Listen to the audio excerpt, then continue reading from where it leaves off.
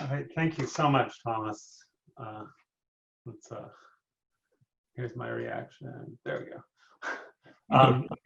Good. So now we have about, maybe you can unshare your screen, Tuomas.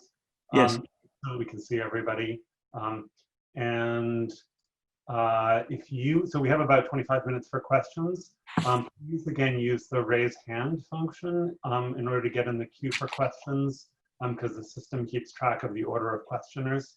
And when it's your turn, please turn on your video if you haven't already done it, and if it's possible, and unmute your audio. And also, if you would, please briefly introduce yourself so we know who you are. And then once you've asked your question, please unraise your hand.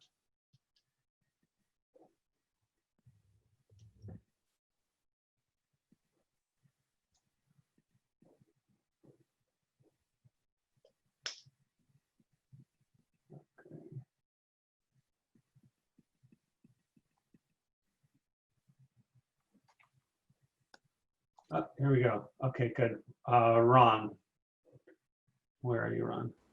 Oh wait, I'm supposed to pin Thomas as well. I'm not sure how to do this. Oh, there we go. Pin the video. There we go. Hey, thank you very much for that talk. Very interesting.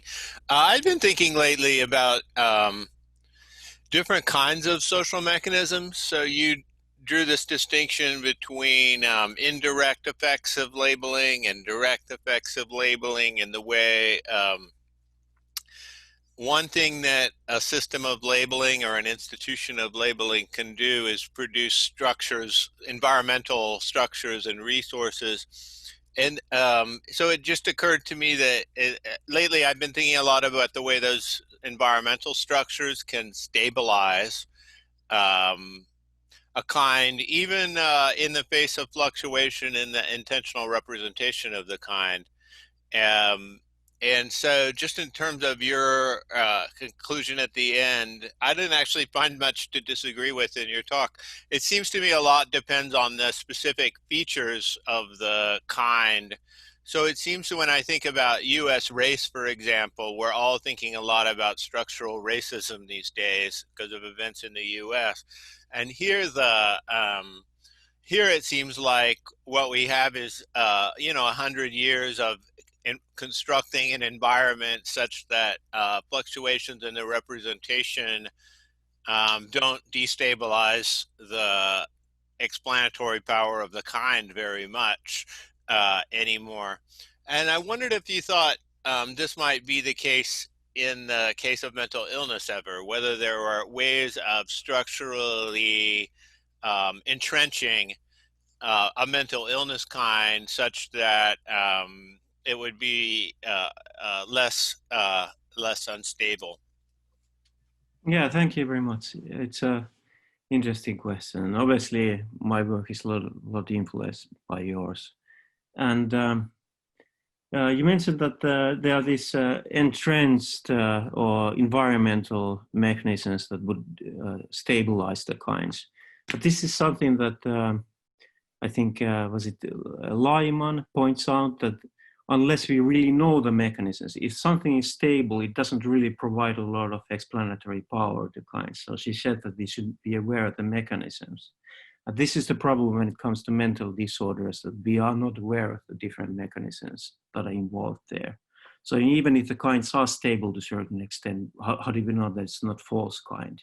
Somebody really has the disorder or not? For instance, in the case of ADHD, we don't know what the real mechanisms are there, so we can just rely on the stability of the kinds. So I think she has a nice point there. But I think still that the mechanisms, we don't need to have the clear picture of the full picture of the mechanisms. We can sort of have this bits and pieces of the mechanisms that we are trying to build up, and that's something that psychiatry has been able to do. So we are coming, to the point where we can maybe come up not only with the causes, but the underlying constitutive mechanisms, combine with those two, and combining how they build up to the social processes and the underlying brain processes, how they interact to bring up the symptom scales. But you said that I agree with you that the DSM, for instance, has had such a tremendous influence over classification of mental disorders that it has entrenched those ways of looking at what the problems really are. But not only in the US, but around the world. Also here, which is not so surprising, but in the Asia, for instance, it's spreading all over Asia right now. To pharmaceutical companies, they work with these. So they are sort of, they have this, it's true that they are, in ways they are useful, but they have these adverse effects that we don't really like of entrenching those ways of looking at abnormality. And yeah, I don't know if I answered your question, but.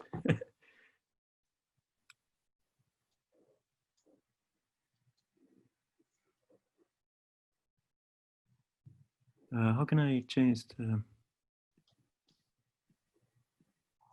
Okay, other questioners?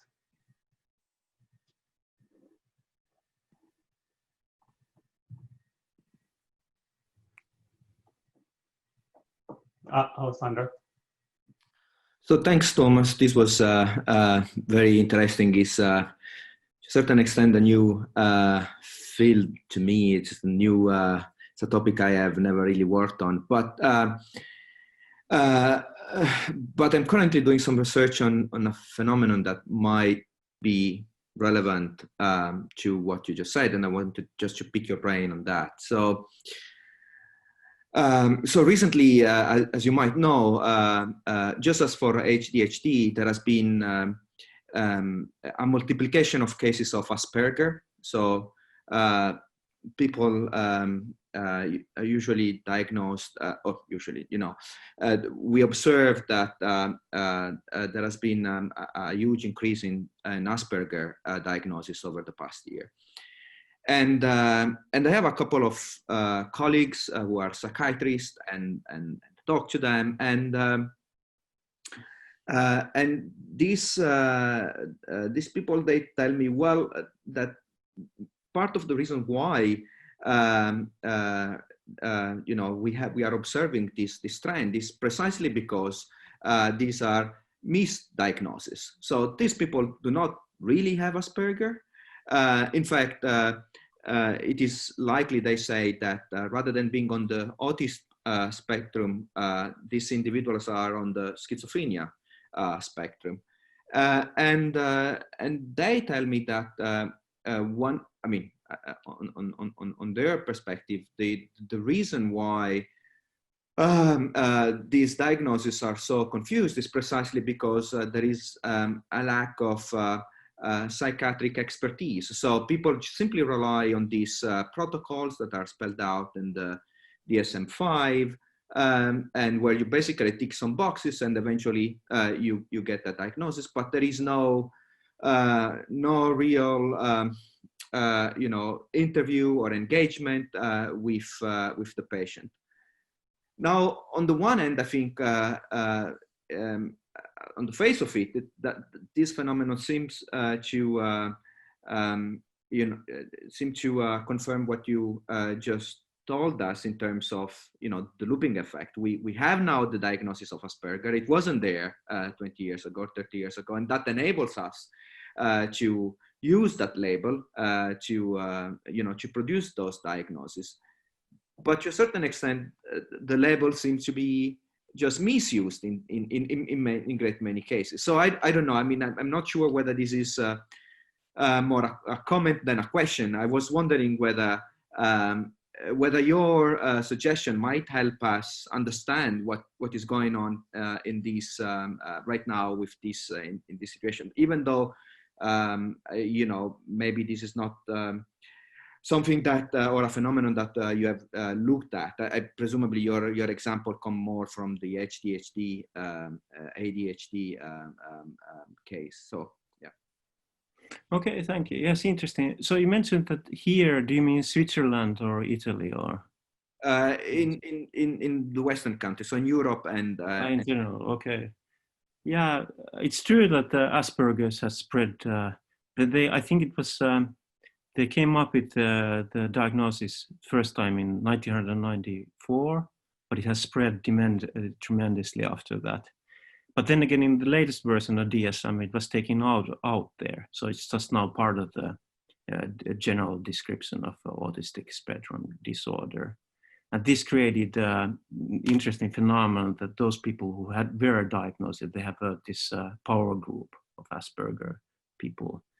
And they demanded that it would stay there because it's a much nicer sort of, the reason is probably the looping effect, that it's a sort of nicer idea of having Asperger's than having just a general autistic spectrum disorder. So certainly it had that, the reason widespread was, one of the reasons was that because artists and musicians and people that they admire admitted that they had this case. So it was sort of a fashion to have it in a way. But the fact that it's mixed with schizophrenia, for instance, and cases like that, because of the DSM, I think the DSM and the ICD classification manuals, one of the reasons why they came up with these symptom-based classification manuals was precisely because there wasn't a uniform way of classifying people. And there were cases where people were totally differently, the same persons, they're totally classified in different ways in some parts of the US and Britain and so on. So this was to unify, to make it valid more or less. Not really valid, but reliable more. That was the reason. And it has accomplished that, but then because we don't know the cause, it is still problematic. And so interviewing the people to become more clear about sure, I'm sure, but then the interview would have to be based on some theory of what causes the problems, and there isn't a unified view of what the mental problems are. For instance, Italy and France are still more or less based on psychodynamic approach to mental disorders, whereas a lot of the other Western world is based on biological approaches, but those approaches cannot really maybe used in diagnosis so well. So yeah, I don't really have an answer, but there's certainly a looping effect involved there. Thank you for the question. Thank you. Bill? Yeah, so this is a very sort of tentative question about some of the stuff right at the end. So you had this nice division in one of your final slides between sort of feedback effects that sort of dissipated the kind and feedback effects that entrenched it. Yeah? Yes. But I was wondering whether there might be any point in sort of making a further distinction on the sort of entrenchment side between feedback loops that kind of, as it were, keep the kind stable but don't change it much, and feedback loops that, as it were, intensify the phenomenon.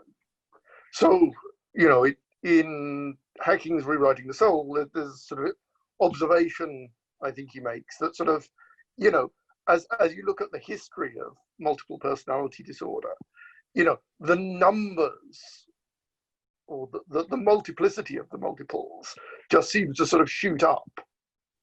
So, you know, you start off with cases of 1 or 2, and then you get sort of cases of sort of, you know, as time goes on, you get sort of more and more and more multiples in the single person.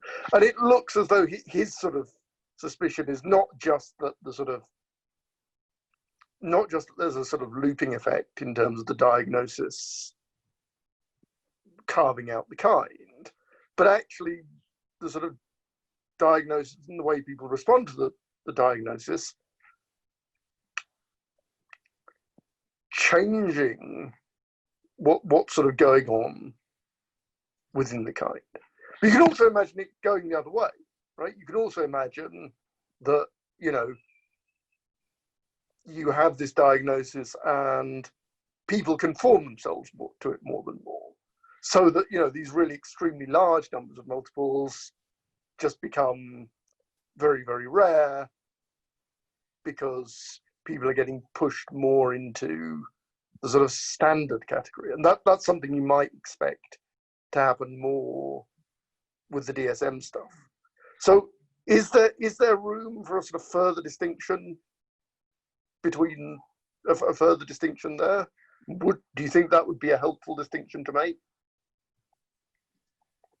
Yeah, thank you. Very interesting thought. And yeah, certainly. So your idea is that there's the congruent, what I call the congruent mechanism would be the stabilizing one, where it's sort of nothing really changes in the kind.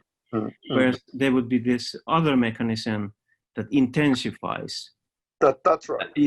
But now I guess you're talking in numbers, like cases, like how many people identify. Could be other things. Or the degree to which a particular phenomenon is manifested by the people that are manifesting it. Yes, yes. So in the hacking case, it seemed to be, we start off with, people with maybe 2 or 3 multiples. But then, a couple of decades later, we're finding with people with 20 or 30 multiple personalities. And I think just from sort of my memory of reading it, this was part of the phenomenon that sort of really got him interested. Because it seemed as though something fishy was going on, as it were, with the numbers of multiple personality within a single case. Yeah.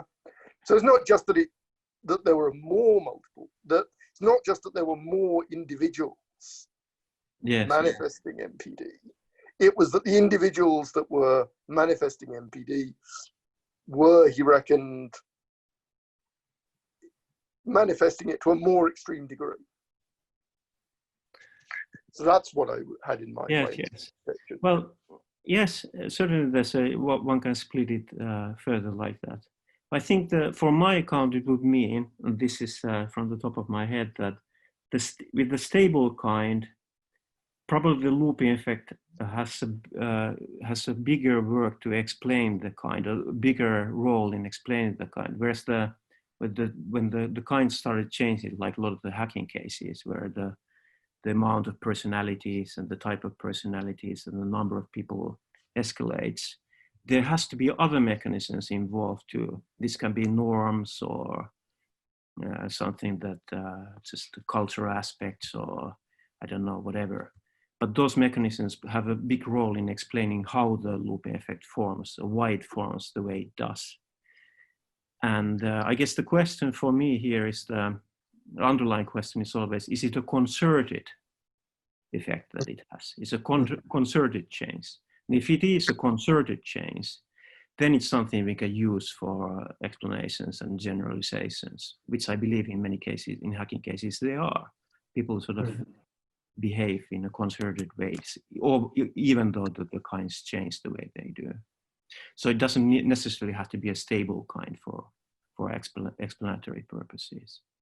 I guess this would be sort of a positive, in a case of positive feedback effect, like the famous case of Matthew effect, the people established scientists get unproportional amount of recognition in the academic world just because they are renowned. But yes, thank you for the comment. Just I had to think about that. Gloria? Yeah, thank you so much for this really interesting talk. I wonder, with regard to psychiatric kinds, would you think that you can distinguish between the disease as a social conception, which is communicated to the patient and helps the patient self-understanding, and the disease as a purely materialistic description of, for example, brain states or something like that? So it seems to me that this distinction could be relevant, and you could say that the full-fledged classification of a disease is subject to this looping effect, because by being communicated, so being communicated to the patient is itself like a part of the therapy, like that you understand what's going on and this helps you, and then you react to this diagnosis. I think the looping effect is very clear. But like it might also be, you might have a conception of the disease that is that could. I mean, of course, in practice, this is very ethically very difficult. What should this mean? But I think you could say that there's also a picture on the disease that it's enough when an independent expert knows what's going on and can implement maybe certain measures, or like, say, for example, certain toxic agents are influence this brain state, or you can elevate it with pharmacology, with electroconvulsion, with such things. And there I think it is not even necessary that the patient themselves have a self-conception. I think it is not all that psychiatry needs, but I think this is a conception of the disease that could at least be conceptualized as observer independent. I mean, if it's totally independent of social biases, I mean, that's another thing, but I think it could be conceptualized as independent, and therefore I think the looping effect would be, if it is at all, on a more indirect level. Do you get what I mean? Yes, it was. Yeah. You made the same point, I think, that the hacking does, and also these anti-realist critics that Lyman and Allen, who claim that there's an underlying, many of the mental disorders, the problem is that there's an underlying cause, and then there's this sort of status, and the looping effect only works its magic through the changing the status. And that's why we sort of get mixed up with what's real and what's not, and because we don't know the underlying mechanisms, and the symptom cluster, the status is the one we concentrate on, that changes constantly and gets us lost on what's mental disorder like, what the mental disorder is like. So yeah, I think you would, that would be his, but not really mine, because I don't think the social aspects, including the looping effect, can be many in the sense that they can sort of bring about mental disorders. Schizophrenia, for instance, in just the example, the social defeat case, it can be that the social defeat is one of the instigating things that starts as an etiological cause for the mental problem, and then can be something that even forms the underlying brain pathology to a certain extent. So I think it's the multifactorial nature of psychiatry sort of makes it impossible to make these very strict distinctions between the social and the biological, as it does history too, that it's been very hard to distinguish between them. So yeah, but otherwise you're on the hacking side, so it's a good side. Probably, yes. Yeah. Okay, thanks. Last quick question from Willem. Okay, I'll try to make it quick. Thank you, Brian. So I really enjoyed the talk, Thomas. I also think, like Bill, I was largely convinced by the talk, and I found it a very useful refinement of some of the feedback, the mechanisms of looping. But I wanted to ask a question about the 4x4 diagram that you gave, and the first one was about the possibility of, I'm just making this up now, but canalizing feedback, insofar as a classification is made of a non-existent kind at that time, but then people's actions change insofar to conform with the criteria. So it's a mismatch in that sense, but instead of it being incongruent, it's not harmonious, because initially at least, but rather people move towards it. I mean, the example I have in my mind is where I work. I'm also an anthropologist, is that in Papua New Guinea, mining companies come in and they have very strict understandings about how people ought to organize themselves. And they say, we want to see who the landowners are. They're the people who are organized in patrilineal descent, and these are the clans. And no one organizes themselves like that locally. But once you say, and we're going to give those clans buckets of money and employment, give it a few years and people will start organizing themselves in accordance to how the classificatora presumed the world to be. So in that case, it's a moving towards the mismatch as opposed to moving away. And then the other one was about the division you made between... one, so that we have a minute. Okay, sure. But I'll leave it there then.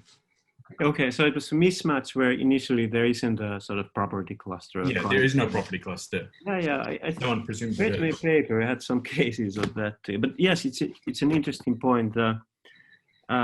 Certainly, it would be a congruent kind. And Hacking talks about cases like that. It talks about cases like making knowledge out of nothing or making kinds out of nothing, and that's sort of certainly. I guess there could be two ways it's done. One is by enforcing it through maybe structural changes or something that people don't really have too much choice in it. Another way would be that it's just so interesting or something that benefits them so much, a nice way to be, that they sort of adapt that way of being and then become the kind, and then it sort of picks up with the congruent kind.